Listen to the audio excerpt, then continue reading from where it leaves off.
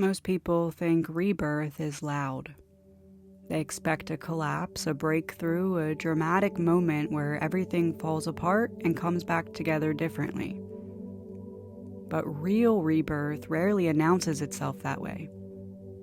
Real rebirth is quiet, intelligent, almost anticlimactic.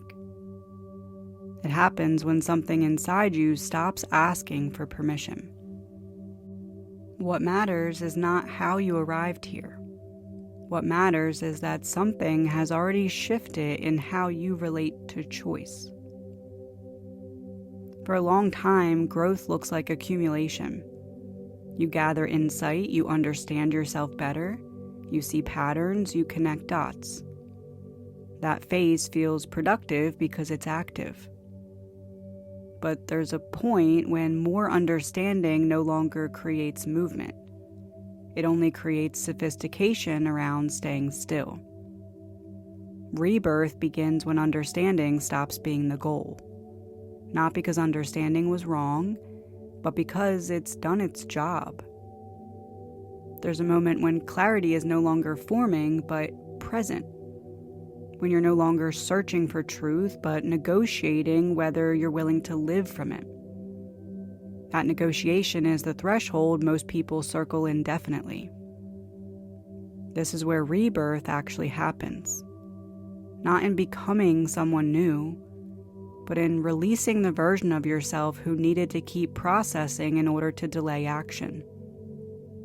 The version who stayed in explanation because explanation felt safer than consequence.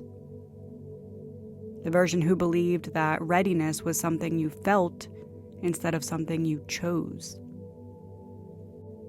From an intelligent perspective, rebirth is not mystical. It's structural. It's the moment that authority returns to the right place inside you. Before this point, decisions tend to come from reaction, habit, fear, or timing. Those forces are not flaws. They're survival strategies.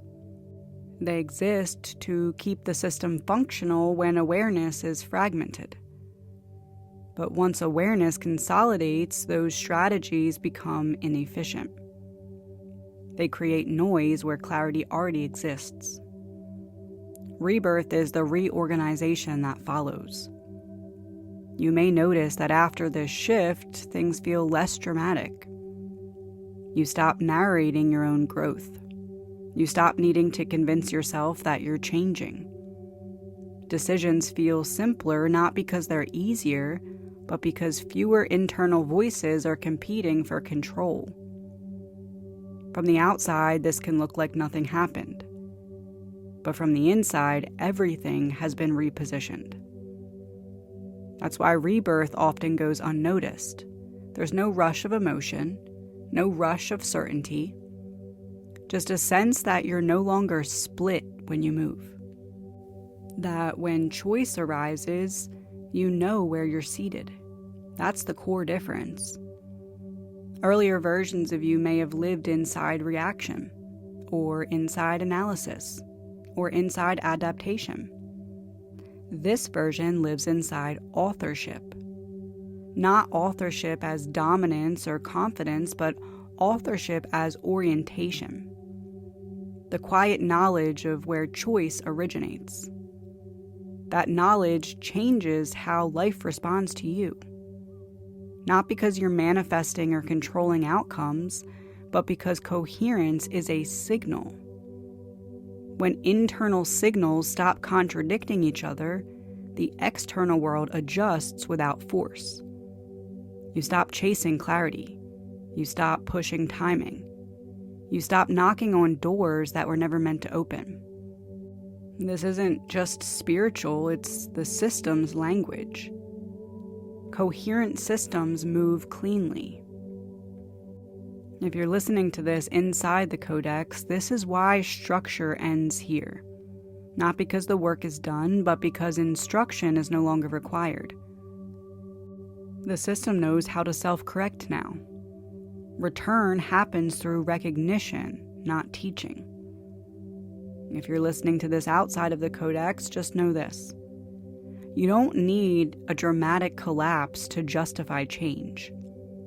You don't need permission. You don't need to become someone else. You need to notice when you already know what direction is true and stop pretending that you don't. That is the rebirth. It's not an event, it's a stance. And it doesn't ask you to leap, it asks you to stay. Stay with what you see. Stay with what you know. Stay present when consequence follows. That presence is what most people think that they're missing. In reality, it's what they've been avoiding.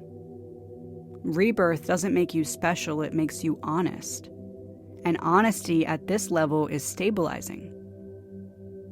You don't wake up reborn, you wake up oriented. Less interested in explanation.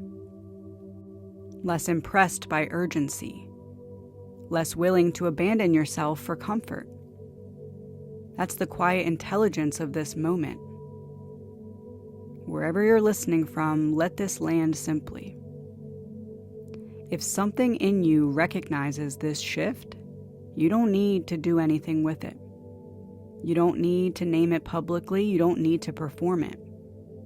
Just notice where you're seated when the next choice appears.